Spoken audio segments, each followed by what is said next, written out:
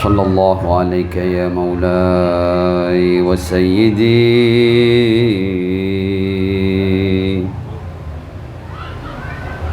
يا رسول الله صلى الله عليك يا مولاي وسيدي وحبيبي يا رسول الله صلى الله عليك وعلى أهل بيتك الطيبين الطاهرين المعصومين المظلومين.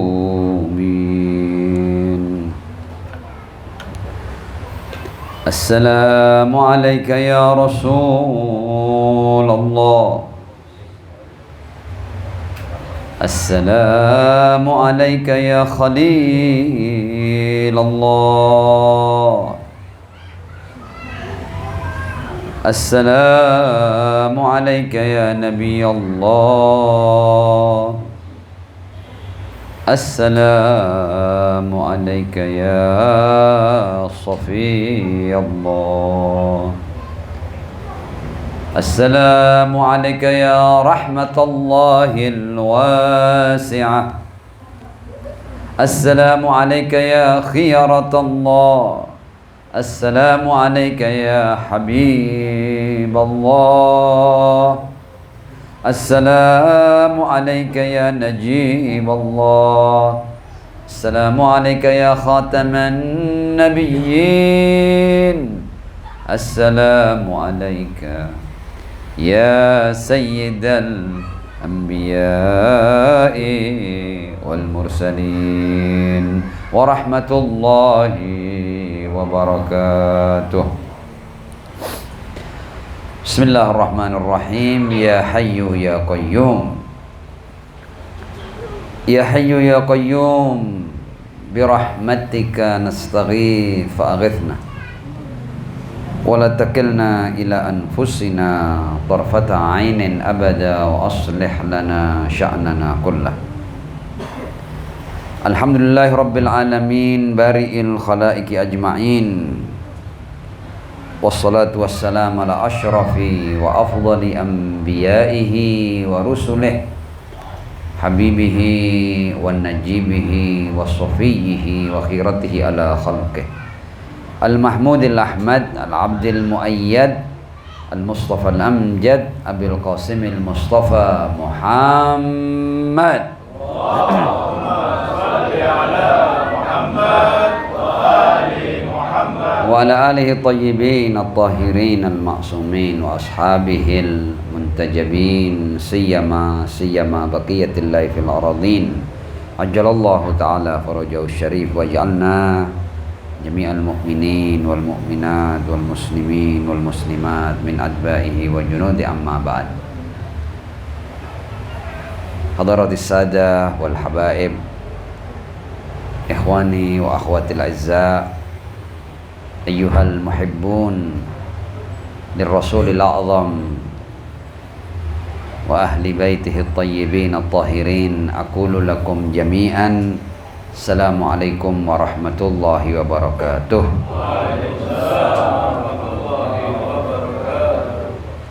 Kita malam ini berkumpul dalam rangka memperingati kelahiran seorang manusia yang telah menjadi umat.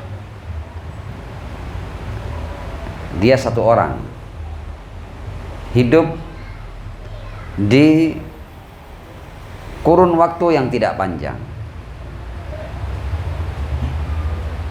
Masa hidup beliau 63 tahun.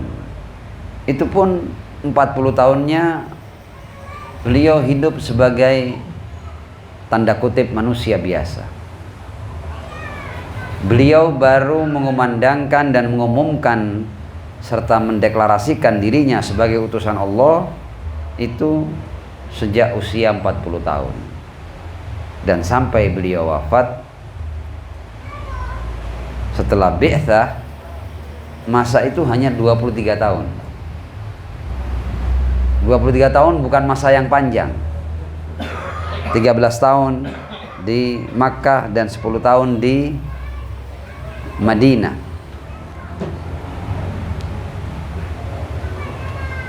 Tapi satu orang yang hidup di tempat serta waktu tertentu sebagai seorang nabi dalam kurun waktu 23 tahun itu menjelma dan berubah menjadi umat manusia, menjadi umat yang besar, menjadi umat yang agung. Dan sampai sekarang itu pengikut, pecinta, orang yang hanya hidup 23 tahun ini sebagai nabi ini, itu sudah lebih dari 2 miliar. Dan fakta serta realita menunjukkan bahwa pengikut Ar-Rasul Muhammad bin Abdullah sallallahu alaihi wa alihi itu terus bertambah. Tidak ada hari kecuali ada pertambahan dari pengikut dan umat Muhammad sallallahu alaihi wa alihi. Manusia yang luar biasa. Dan ini akan terus berlangsung sampai hari kiamat nanti. Jadi salah satu bukti daripada keagungan dan kemuliaan manusia ini adalah manusia ini hanya dalam waktu 23 tahun dengan berjalannya waktu beliau berubah menjadi umat yang besar.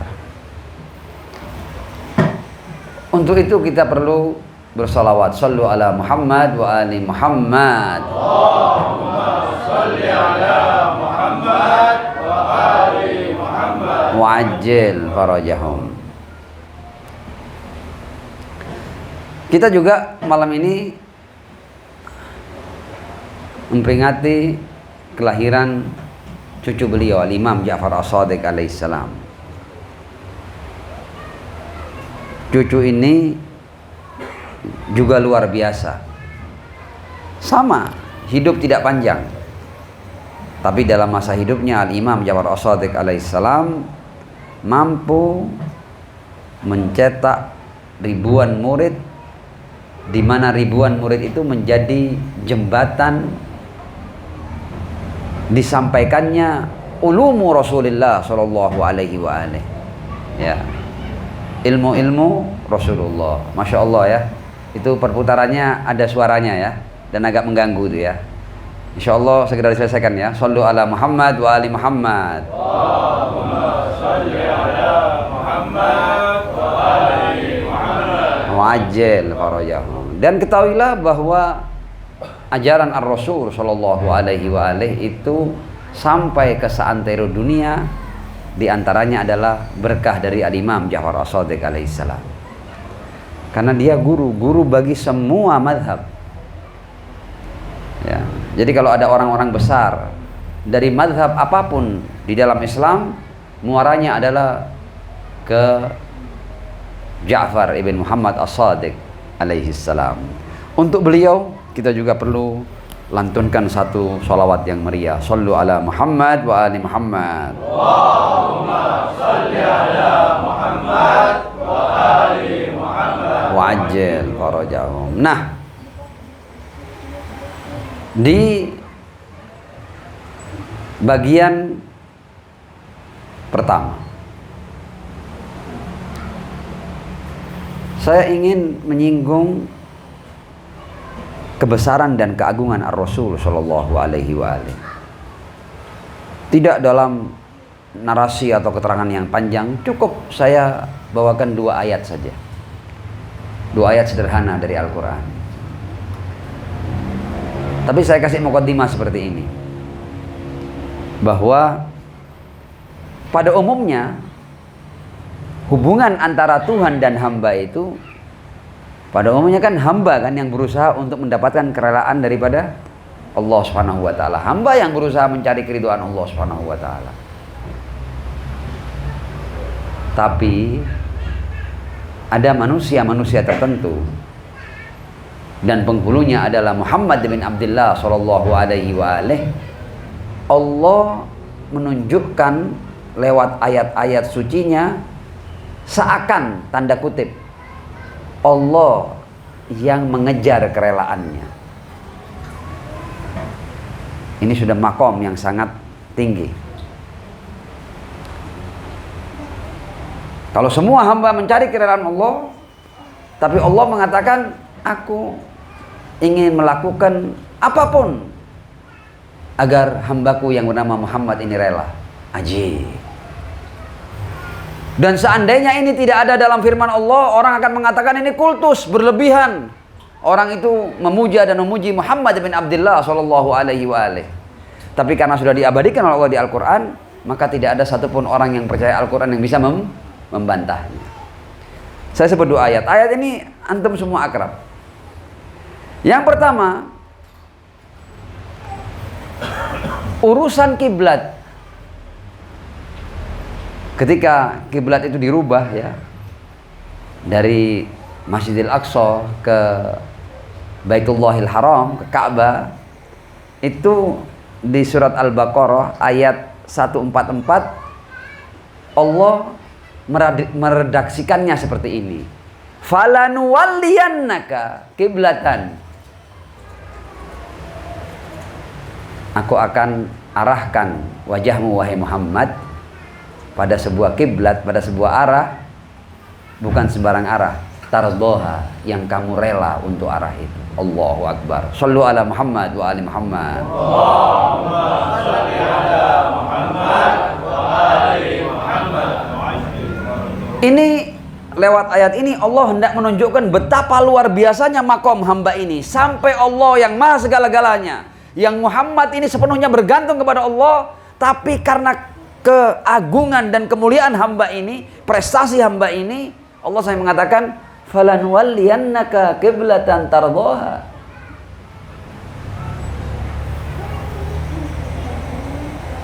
Allah mengubah kiblat dan mendasarkan perubahan pada kerelaan Muhammad bin Abdullah sallallahu alaihi wa alihi. Apakah hanya dalam urusan kiblat? Tidak. Ayat lain mengatakan wala saufa yu'tika rabbuka fatarda. Jadi Allah berusaha untuk memberikan berbagai macam anugerah sampai Muhammad rela. Sallu ala Muhammad wa ali Muhammad. Allahumma salli ala Muhammad wa ali Muhammad. Wa'ajjil farajahum. Masih terkait kemuliaan dan keagungan Ar-Rasul sallallahu alaihi wa alihi. Kita kan tahu kan, kita mengenal the power of sholawat, kekuatan daripada sholawat.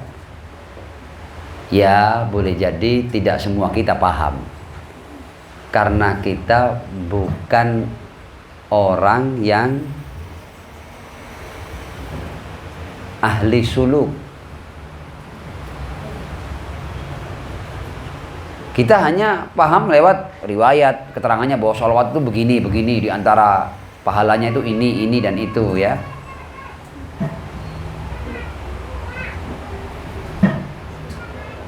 Sallu ala Muhammad wa ali Muhammad. Allahumma salli ala Muhammad wa ali Muhammad. Wa'ajjil farajahum.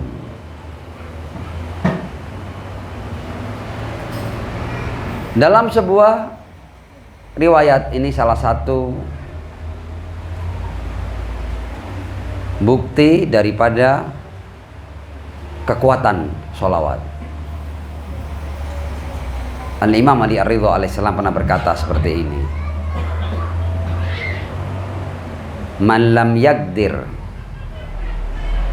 ala ma yukaffir bihi dhunubah falyukthir minas salati ala Muhammad wa alih, yang artinya barang siapa yang tidak mampu untuk menghapus dosa-dosanya, memang tidak gampang menghapus dosa itu. Kita bertobat boleh jadi sering, tapi tobat kita yang mana yang kemudian kita berhenti untuk berbuat dosa? Ternyata istighfar dan pertobatan kita itu hanya untuk seakan-akan menghibur diri kita, untuk kemudian kita melakukan lagi dosa-dosa itu. Ya, ini adalah fakta dan realita yang juga tidak mungkin kita bantah. Bukan berarti tobat berulang-ulang itu tidak baik-baik dan kita harus berulang-ulang, tapi tobat kita itu seperti itu. Ya, tobat tapi untuk kemudian kita melakukan lagi. Jadi tidak gampang. Menghapus dosa dengan tobat tidak gampang. Walaupun seandainya itu kita lakukan, Allah akan hapus dosa-dosa kita. At-taubah itu jalan untuk kita mendapatkan ampunan dan takfirudz dzunub. Tapi tidak semua kita mampu. Karenanya agama ini memberikan bonus-bonus lah. Nah, di antara bonus itu adalah as-salat ala Muhammad wa ali Muhammad. Kata Ali Imam Ali itu, barang siapa yang tidak mampu menghapus dosa-dosanya, obatnya itu terus dilanggar. Di antara caranya adalah falyukthir minas salati ala Muhammad wa ali. Hendaknya ia memperbanyak bersolawat kepada Ar-Rasul sallallahu alaihi wa alihi. Kenapa? Fa innaha tahdimudz dzunuba hadma. Karena salawat itu akan menghancurkan dosa-dosa kita, merontokkan dosa-dosa kita. Tahdimudz dzunuba hadma. Artinya kita paham bahwa salawat ini punya kekuatan yang seperti ini ya. Sekarang pertanyaannya, berarti kita ini perlu enggak sama sholawat? Perlu kan? Kita ini untuk dapat keridhaan Allah, kita harus bebas, bersih dari dosa-dosa. Harus bisa taubat kita. Kalau enggak, sulit kita mendapatkan keridhaan Allah Subhanahu wa taala. Dan di antara jalan ampunan adalah bersolawat kepada Ar-Rasul sallallahu alaihi wa alihi. Pertanyaannya sekarang, berapa banyak kita bersolawat? Ada orang-orang yang solawatannya itu tahunan ya, setahun sekali dia, pas maulid tok dia solawatan. Ada orang-orang yang agak lumayan yang triwulanan, 3 bulan sekali dia solawatan. Ada yang lebih lumayan lagi setiap bulan. Ada yang lebih lumayan lagi setiap minggu. Ada yang lebih lumayan lagi setiap hari.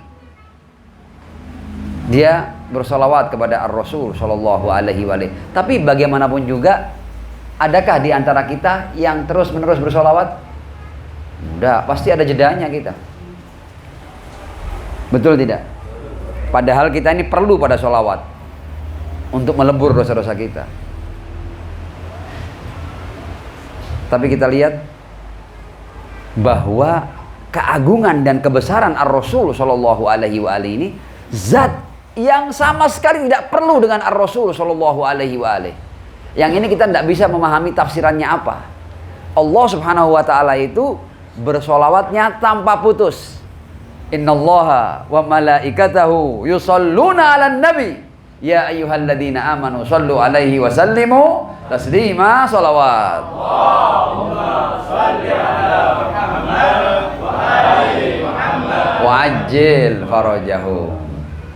Allah itu tidak putus bersolawat, padahal dia sama sekali tidak perlu dengan Muhammad bin Abdullah. Kita yang sepenuhnya perlu dengan Muhammad bin Abdullah, kita sholawatnya jarang-jarang. Dan ketika zat seperti Allah dan para malaikat tidak pernah berhenti bersolawat, ini menunjukkan keagungan dan kebesaran Ar-Rasul sallallahu alaihi wa alihi. Sekali lagi, shallu ala Muhammad wa ali Muhammad. Allahumma shalli ala Muhammad wa ali Muhammad wa ajil farajahu. Nah, Kita akan masuk pada bagian berikutnya. Di antara kebesaran Ar-Rasul Muhammad bin Abdullah sallallahu alaihi wa alihi adalah risalah yang dibawanya.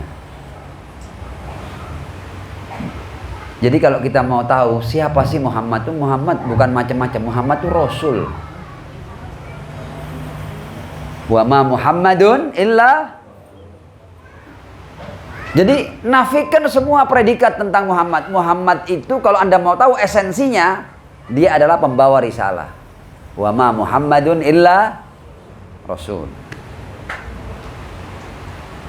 Pertanyaan sekarang, adakah predikat yang lebih tinggi bagi Muhammad bin Abdullah selain Rasul? Tentu tidak ada. Wa ma Muhammadun illa Rasul. Ini penting ini, pembahasan nanti ini penting ini ya. Tapi perlu disimak dari awal.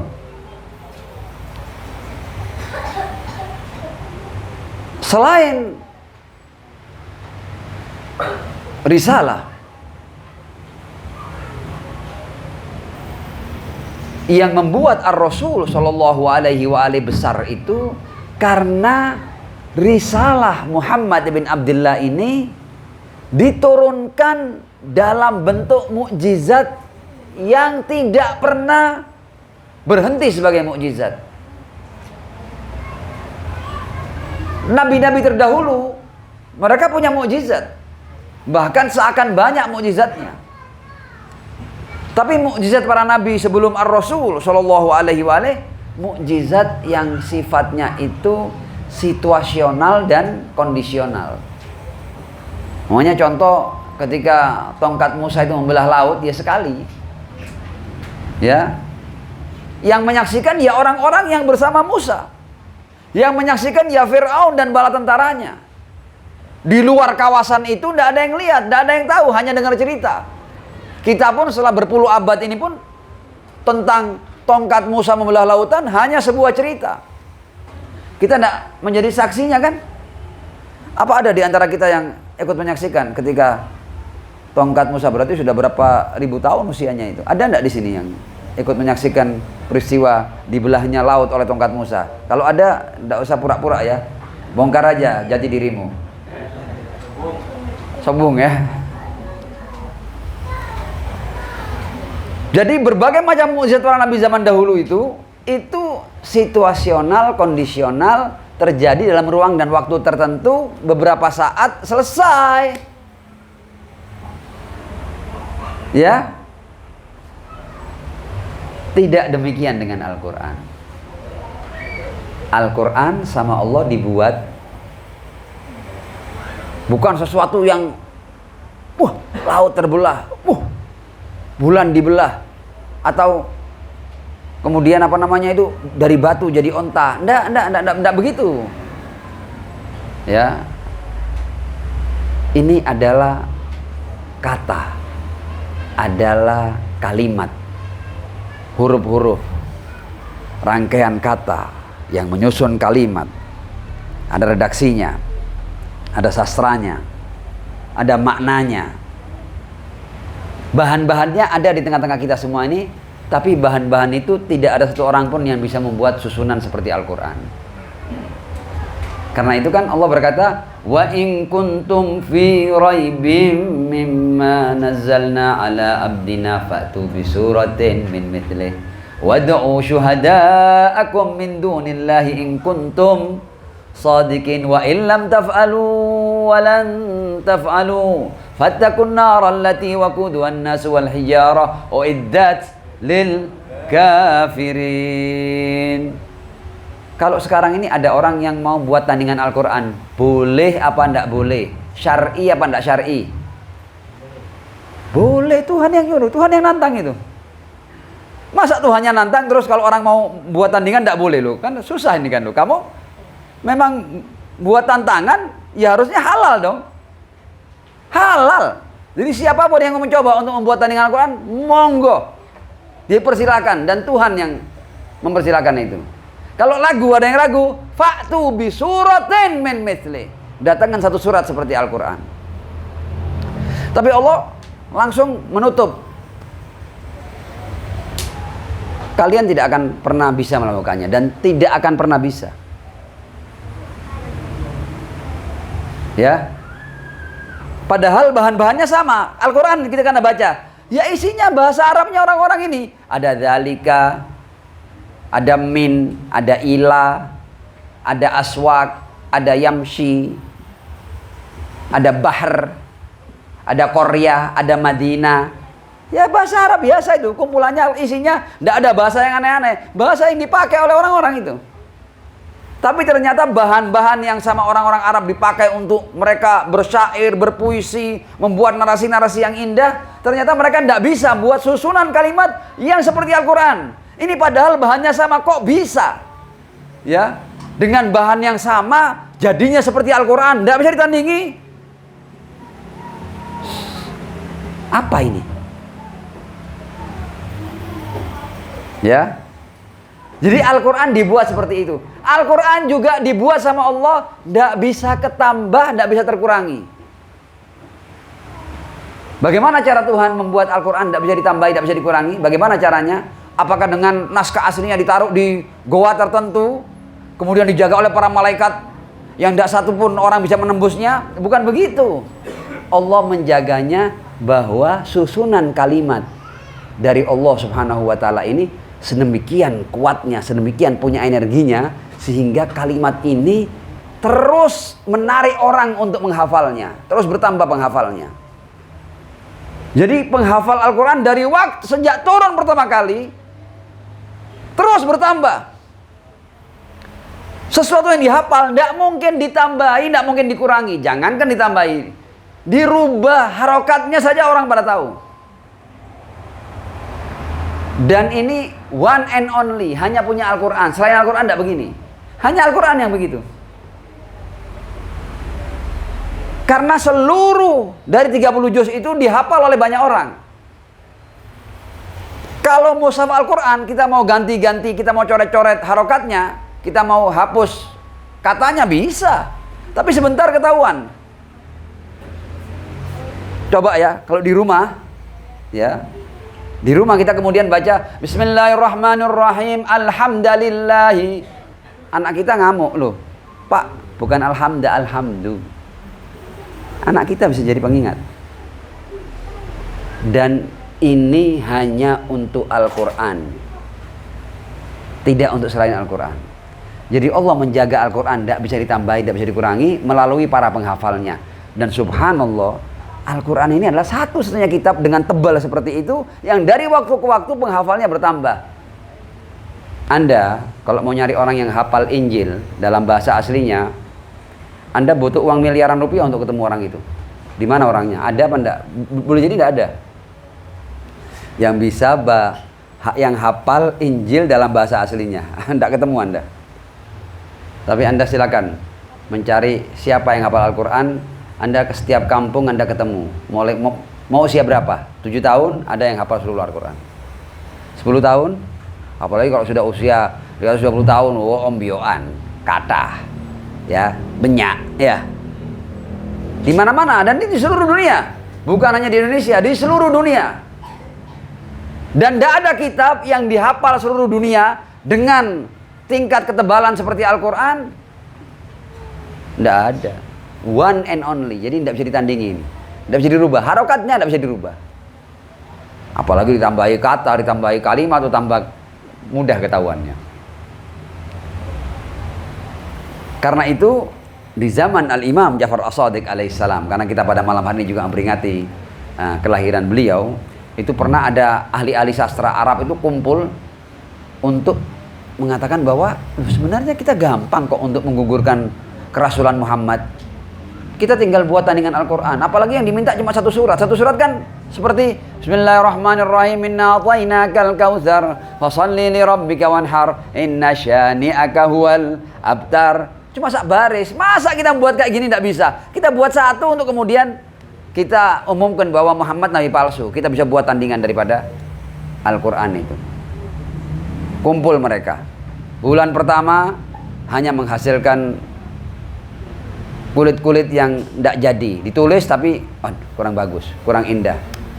Nggak menarik, nggak ada artinya, kosong dari makna. Kadang-kadang sudah indah kalimatnya tapi nggak ada maknanya. Ada maknanya, kalimatnya nggak indah. Bulan kedua semakin banyak tumpukan kulit yang nggak jadi itu.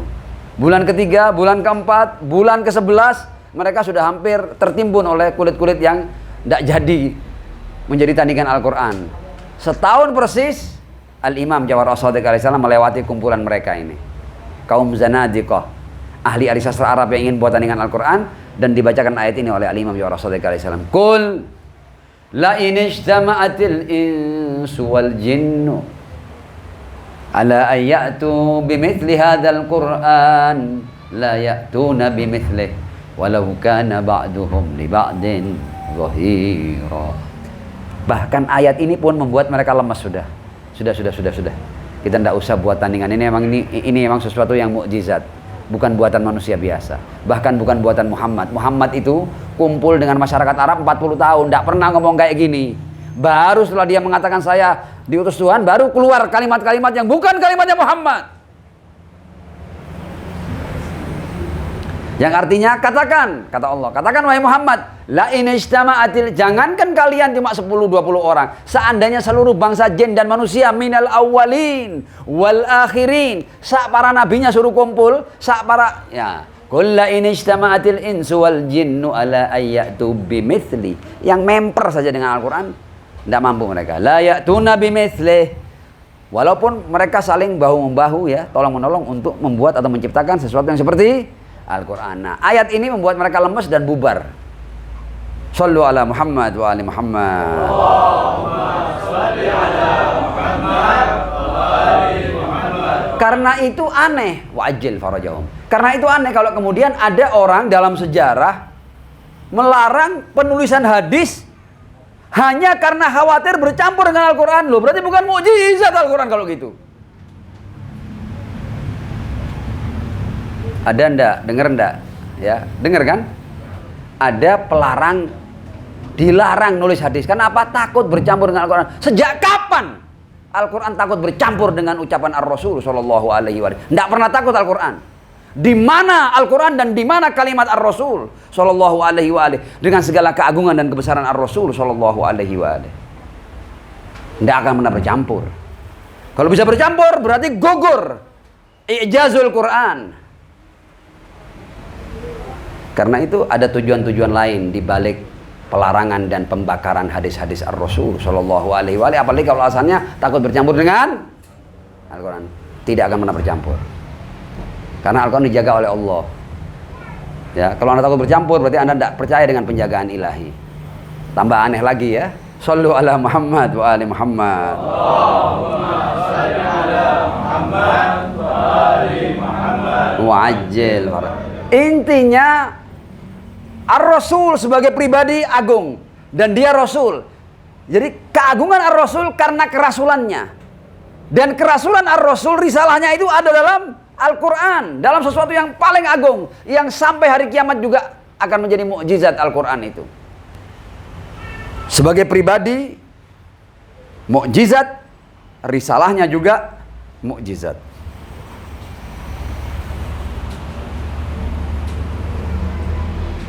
Nah, sekarang kita akan masuk pada bagian berikutnya.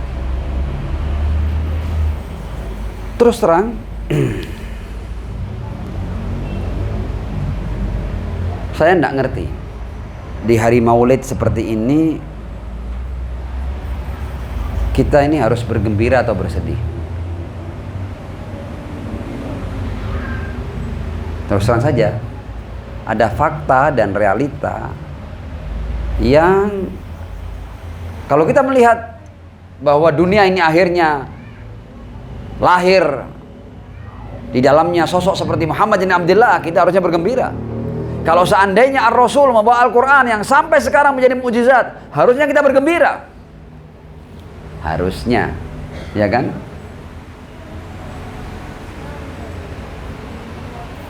Tapi kenyataan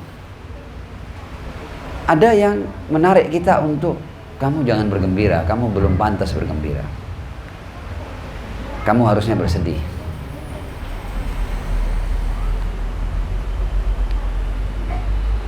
Saya bacakan sebuah riwayat. Rasul itu pernah ngomong seperti ini, bahwa nanti, saya tidak perlu baca teks Arabnya dalam rangka menghemat waktu.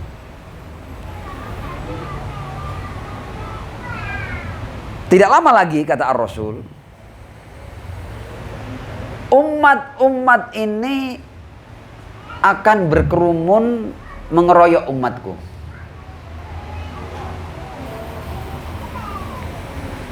Mereka itu mengeroyok umatku seperti orang-orang yang makan bersama di atas sebuah nampan. Ada kan sekarang kadang-kadang undangan kan, yang dihidangkan bukan satu pinggan tapi nampan yang bisa dimakan 5, 7 sampai 10 orang. Betul kan? Sama Rasul digambarkan seperti ini. Umat-umat lain itu akan menjadikan umatku seperti makanan itu dikeroyok, rebutan nanti. Dimakan, gampang kan? Hidangan itu loh, nasi mandi, wal madbi itu kalau dimakan ada perlawanan apa enggak? Enggak ada kan? Pasrah kan?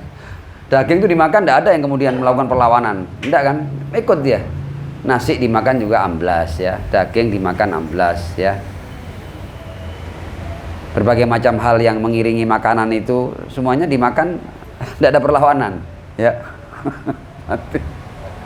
Kata Rasul itu begitu, nanti suatu saat umatku itu persis akan seperti makanan di nampan yang dikeroyok oleh orang-orang yang sedang makan. Dan tidak ada perlawanan ya. Sama, masa nasi pernah Anda makan nasi bareng-bareng kemudian nasinya ngelawan itu. Anda ditonjok sama nasi itu. Pernah? Tidak kan? Nah, ya sudah. Kata Rasul akan datang zaman itu nanti. Ada yang bertanya kepada Rasul, amin killatin bina yauma idzin. Rasul, kita sampai jadi makanan di atas nampan itu, apakah karena jumlah kita sedikit pada waktu itu?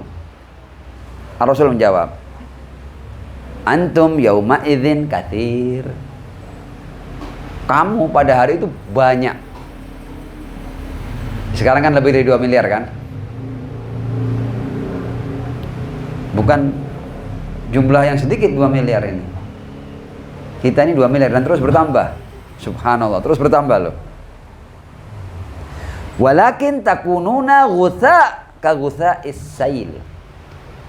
Tapi banyakmu ini seperti buih, ibarat buih. Seperti buih yang terwujud ketika ada banjir itu. Buih itu kan bukan sesuatu yang asli kan, kayaknya banyak kan. Tapi kalau bahasa Jawanya itu untuk buih. Nggak tahu saya bahasa Maduranya apa itu. Ya sama ya. Itu kan intinya seakan-akan banyak tapi sebentar kena angin hilang itu. Nggak ada apa-apanya, buih. Bukan sesuatu yang asli, buih saja. Hanya menggelembung sebentar kemudian hilang.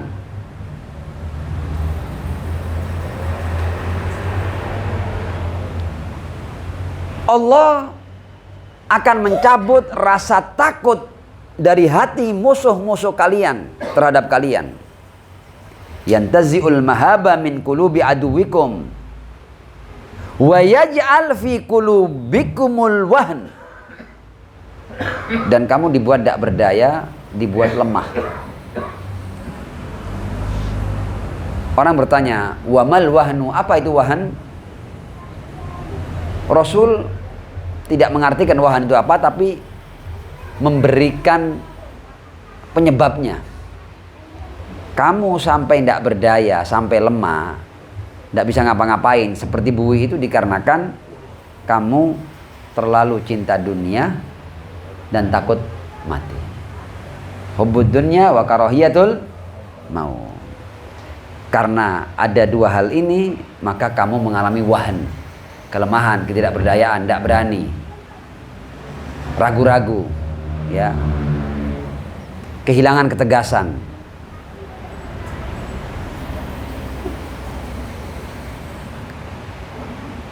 Dan kalau kita lihat apakah ucapan Ar-Rasul Shallallahu Alaihi Wasallam ini sekarang ini menjadi kenyataan atau tidak? Jawabannya adalah sangat terbukti jelas bahwa ucapan ini menjadi kenyataan, dan sekarang ini sedang menjadi kenyataan. Bagaimana 2 miliar umat Islam ketika dihadapkan pada sekelompok kecil, Zionis itu kecil loh ya, yang melakukan pembantaian, pembunuhan, genosida terhadap saudara-saudaranya yang 2 miliar ini. Ya seperti makanan dinampan, dimakan, digado ini, dan tidak berbuat apa-apa. Jadi ini sudah hampir setahun loh ya, pembantaian terhadap wanita, ibu-ibu, orang tua, anak-anak, berbagai macam fasilitas umum. Sampai sekarang saya ngomong terjadi ini. Dan seakan 2 miliar itu tidak ada. Rakyat Gaza benar-benar sendirian. Kalaupun ada poros perlawanan, itu minoritas dari keseluruhan umat Islam. Mayoritas umat Islam abai, tidak peduli, diam. Bahkan untuk sekedar berbicara tentang saudara-saudaranya yang dibantai itu ogah.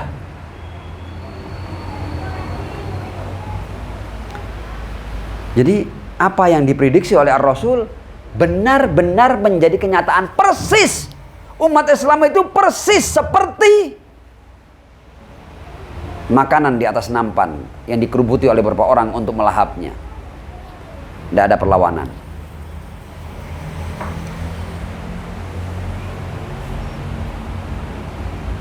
Ya. Ini lagi-lagi mukjizat dari kalam Ar-Rasul. Rasul melihat masa depan akan terjadi hal yang seperti ini. Dan ini menjadi kenyataan. Kita akan masuk pada bagian berikutnya. Shallu ala Muhammad wa ali Muhammad. Allahumma shalli ala Muhammad wa ali Muhammad. Mu'ajjil farajahum. Kita sering nggak dengar bahwa umat Muhammad ini adalah umat terbaik? Sering dengar kan? Sering dengar apa enggak? Pakai ayat lagi. Kuntum khayra ummatin ukhrijat linnas ta'muruna, ya, kayak gitu kan ya. Kalau dibaca hebat. Tapi kenyataannya kan enggak kan? Ayat itu kan ada lanjutannya kan, ada syarat-syaratnya. Untuk menjadi khairu ummah itu ada syarat-syaratnya. Kalau enggak ya menjadi syarru ummah, berpeluang jadi syarru ummah. Kalau kayak begini kita ini, pantas kita disebut khairu ummah. Kalau kemudian ada sekelompok muslimin dibantai selama setahun dan 2 miliar diam, pantas disebut khairu ummah? Belas tidak pantas. Bahkan ngaku Islam tidak pantas. Jangankan khairu ummah. Bener ya? Oke. Sebagai bukti bahwa umat Muhammad itu gagal untuk menjadi khairu ummah. Yang gagal bukan kanjeng nabinya loh ya, umatnya yang gagal.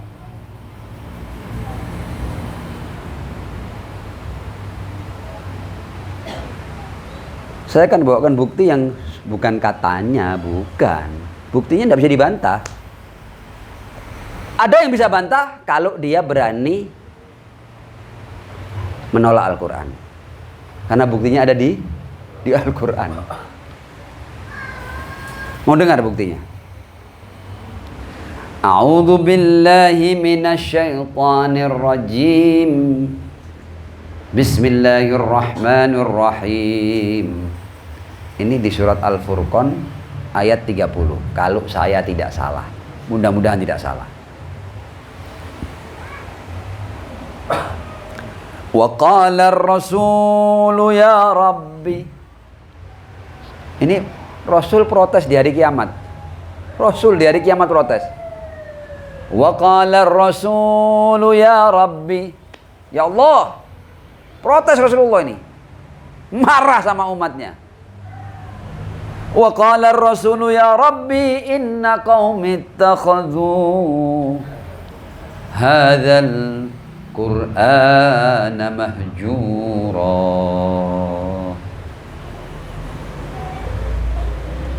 Sekarang kita mau lihat dengan ayat ini, Rasul sama umatnya rela apa ndak rela?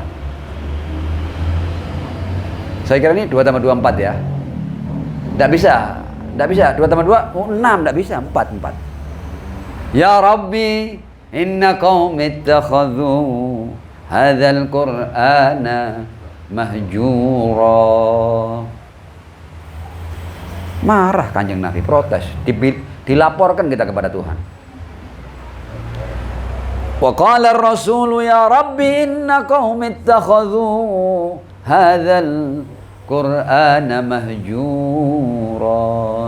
Dan kita itu jadi begini karena kita mengabaikan Al-Quran. Di mana kita mengabaikan Al-Quran? Sebentar lagi ini gampang, keterangannya gampang.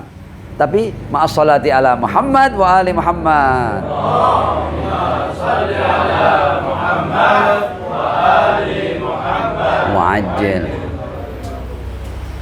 Kalau kita lihat umat Islam ini ninggalin Al-Quran apa enggak? Sepertinya kan enggak kan?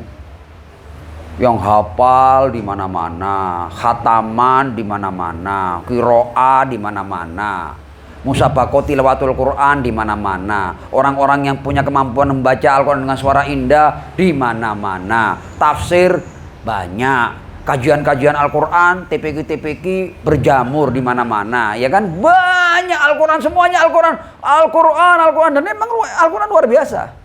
Loh, kok bisa Rasul protesnya? Wa qala ar-rasul ya Rabbi inna qaumi ittakhadhu hadzal Qur'ana mahjura. Kenapa kok begitu?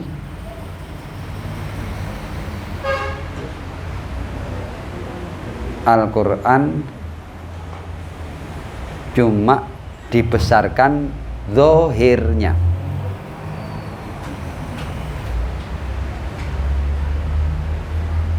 Cuma dibaca, cuma dihafalkan, cuma ditulis dalam bentuk kaligrafi raksasa. Di mana-mana Al-Quran itu menghiasi seluruh rumah kaumnya Muhammad. Ya, anak ngaji, ngaji di mana-mana ngaji dengan berbagai macam metode ya, dan hebat-hebat memang. Tapi ternyata mereka setelah kenal Al-Quran, setelah baca Al-Quran, setelah hafal, setelah baca dengan cara yang baik, tajwidnya bener kabeh, isinya Al-Quran dibuang. Dulu buat apa? Al-Quran ini untuk diamalkan, bukan untuk dibaca tok. Untuk dihayati esensinya. Nah, sekarang saya kasih contoh ya, bahwa esensinya betul-betul diinjak-injak, betul-betul dimahjur tadi itu. Kita lihat sekarang. Kita lihat kenyataan umat Islam. La haula wala quwata illa billahil aliyil azim. Naam. Muhammadun Rasulullah. Al-Quran enggak ini? Al-Quran kan? Walladzina mahu wasyidda'u 'alal kuffari ruhama'u bainahum. Gampang loh ya. Ini gampang kan ya? Kita diminta sama umat Islam berkasih sayang. Gampang kan? Kita tidak diminta untuk berkelahi, diminta untuk berkasih sayang. Gagal kita ini. Umat Islam ruhama ma'al kufar asyidda fima bainahum. Kenyataan begitu kan? Aneh ini kan? Hafal Al-Quran, dicetak banyak, tapi isinya dibuang. Umat Muhammad tidak saling berkasih sayang, saling bermusuhan. Dan kalau ada isu kecil yang urusannya antara muslim dan muslim sama umat Islam, dibesarkan sendiri. Mereka pandai untuk mencerai-beraikan persatuan mereka, kerukunan mereka, pandai mereka. Hal-hal kecil tidak bermanfaat,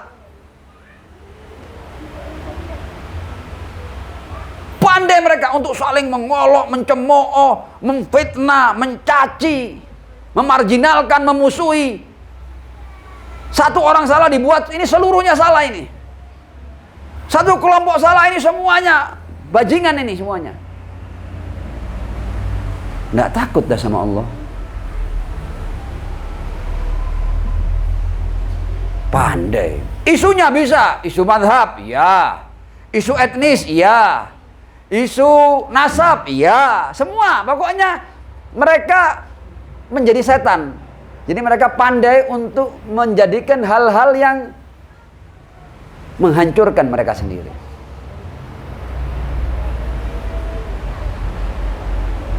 Isu sunnah Syiah dipakai menghancurkan umat Islam. Umat Islam, ada kelompok itu kemarin seperti ISIS, paling rajin membantai umat Islam, menyembelih umat Islam. Paling rajin. Rajin untuk memenggal kepalanya sesama muslim. Sekarang ini besar kan isu nasab kan? Tidak penting sama sekali. Sama sekali tidak penting. Tapi dipakai untuk menghancurkan persatuan di antara umat Islam. Dikoyak ini persatuan di antara muslimin. Padahal Al-Qur'annya ngomong apa? Walladzina ma'ahu asyidda'u 'alal kuffar ruhama'u bainahum. Tidak ada rahim-rahimnya. Garang mereka terhadap sama muslim. Ada masalah kecil dibuat besar. Satu yang salah, salahkan semuanya. Dua tiga orang yang salah, salahkan semuanya.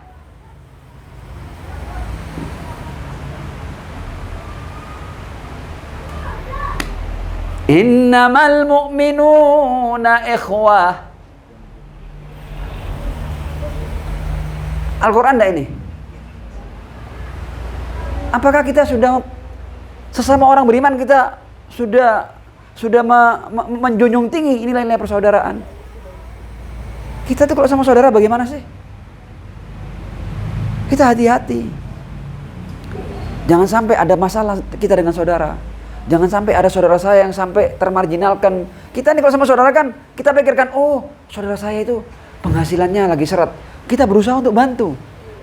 Oh dia sedang punya masalah, dia tidak ngerti, kita ajari. Persaudaraan hilang di antara orang beriman. Padahal ukhuwah imaniyah itu jauh lebih fundamental daripada ukhuwah nasabiyah.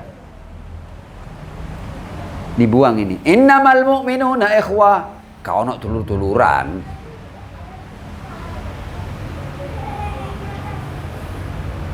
Hanya beda pandangan, hanya beda partai, ya, hanya beda tempat, beda mazhab, mereka sudah siap untuk mengobarkan perang saudara di antara mukminun.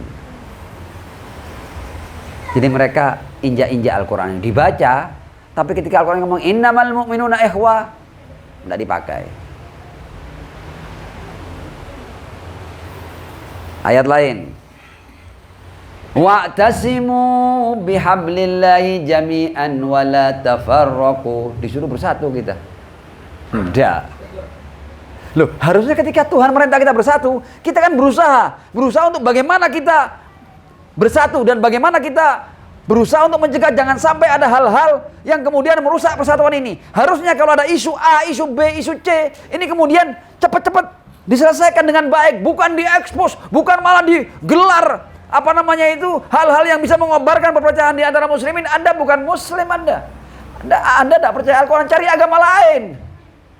Kalau agama ini Anda percaya Al-Quran, agamanya ngomong wa'tasimu bihablillahi jami'an wa la tafarraqu. Ada masalah, selesaikan, tapi jangan korbankan persatuan di antara muslimin.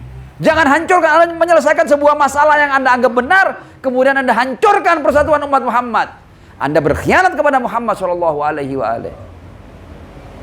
Loh, orang itu punya masalah diselesaikan, bukan kemudian diumbar, kemudian dibuat fitnah, dibuat caci maki, dibuat menang-menangan. Gila ini umat ini. Terpaksa saya ngomong ini.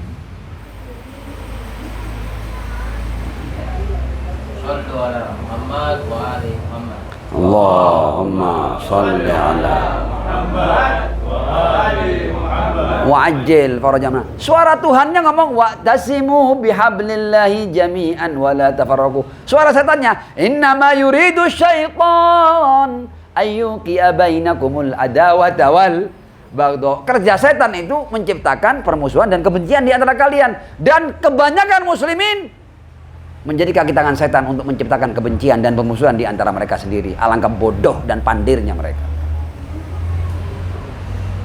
Ya karena ini kemudian Rasul, wa qala ar-rasul ya rabbi inna qaumi ittakhadhu hadzal qur'ana mahjura. La haula wala quwata illa billah. Al-Quran mengatakan wa atiullah wa rasulahu wa la tanaza'u. Wa la tanaza'u, jangan berkelahi, jangan bertengkar. Ada masalah cepat selesaikan. Jangan malah Anda menjadi pembawa bahan bakar untuk memperbesar perpecahan ini. Jangan. Anda tidak takut sama Allah, tidak takut sama Rasulullah, tidak takut sama Al-Quran. Wa atiullah wa rasulahu wa la tanaza'u fatafshalu, kalian gagal nanti sebagai umat. Wa tadhhaba rihukum, kalian tidak punya apa namanya itu? Tidak punya wibawa, tidak punya kekuatan. Karenanya Israel berani membunuhi muslimin karena mereka tahu muslimin ini tidak akur. Bahkan saking tidak akurnya, ada sebagian besar umat Islam yang bergembira ketika saudaranya digenosida oleh Zionis. Sudah sampai pada titik kegilaan yang seperti itu. Anda minta Zionis takut? Tidak takut. Karena Zionis paham bahwa ketika saya membantai rakyat Gaza ini, sebagian daripada orang-orang Arab yang Islam itu farhanin. Senang mereka kalau saya habiskan ini.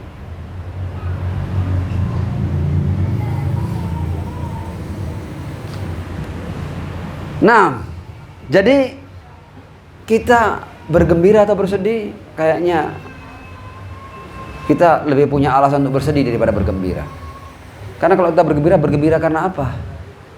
Kalau kita bersedih karena yang paling bersedih ketika umatnya itu dipecah-pecah, ketika umatnya dibuat jatuh dalam perang saudara, ketika umatnya tidak saling sapa, tidak saling menghargai, bertengkar, berselisih, yang paling bersedih adalah Ar-Rasul Shallallahu Alaihi Wasallam. Dia yang paling menangis. Dan kalau kita tidak bekerja dalam menghidupkan ayat-ayat Allah, maka kita termasuk orang-orang yang membuat hati Rasul bersedih. Dan apakah kita layak bergembira ketika kita berhasil membuat hati Ar-Rasul Shallallahu Alaihi Wasallam bersedih?